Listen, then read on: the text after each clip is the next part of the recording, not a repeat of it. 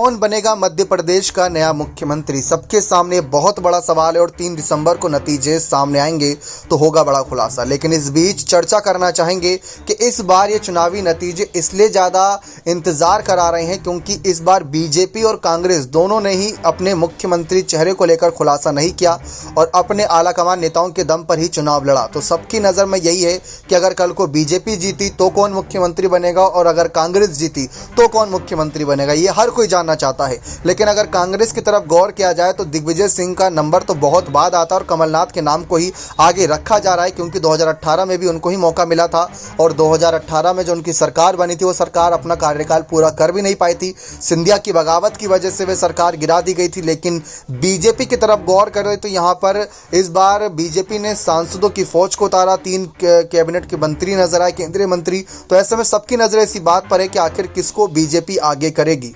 सबसे पहले सर्वे की बात करें तो सर्वे तो इस ओर इशारा कर रहे हैं कि कांटे की टक्कर है, मध्य प्रदेश में कोई भी बाजी मार सकता है।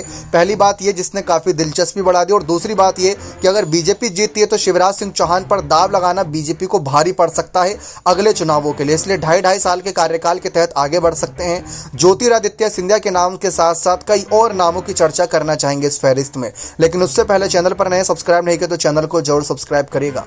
तो मध्य प्रदेश के मुख्यमंत्री पद की जंग में इस समय बीजेपी में से अगर बात करें तो पहला नाम प्रहलाद सिंह पटेल का है। प्रहलाद सिंह पटेल काफ़ी मजबूत दावेदारी पेश कर रहे हैं। इस बार उनको नरसिंहपुर विधानसभा सीट से चुनाव लड़ाया गया। शिवराज सिंह चौहान के बाद प्रदेश में वह सबसे बड़े ओबीसी नेता में आते हैं। अगर एमपी में बीजेपी वापसी करते तो उनके नाम को आगे किया जा सकता है। बाकी नरेंद्र सिंह तोमर की बात करें तो दिमनी विधानसभा सीट से इस बार चुनाव लड़ रहे हैं। सबको पता है कि सांसद के तौर पर जाने वाले, केंद्रीय मंत्री के तौर पर जाने वाले अगर इन नेताओं को उतारा गया है तो कुछ बड़ा ही बीजेपी इनसे उम्मीद रख रही है। इसी के साथ साथ वीडी शर्मा की बात कर ले, इनके नाम को लेकर ही बहुत ज़्यादा चर्चा है और इसी फहरिस्त में कैलाश विजय दर्गिया भी कहीं ना कहीं दावेदारी में नजर आ रही हैं। अब ये दावेदारी कितनी मजबूत है ये तो आने वाला वक्त ही बताएगा। साथ ही साथ आपको जानकारी के तौर पर बता दें कि आने वाले वक्त में इस बात की भी चर्चा है कि अगर शिवराज सिंह चौहान की वापसी होती है तो शिवराज सिंह चौहान की वापसी के लिए बीजेपी का हर नेता हामी भर सकता है।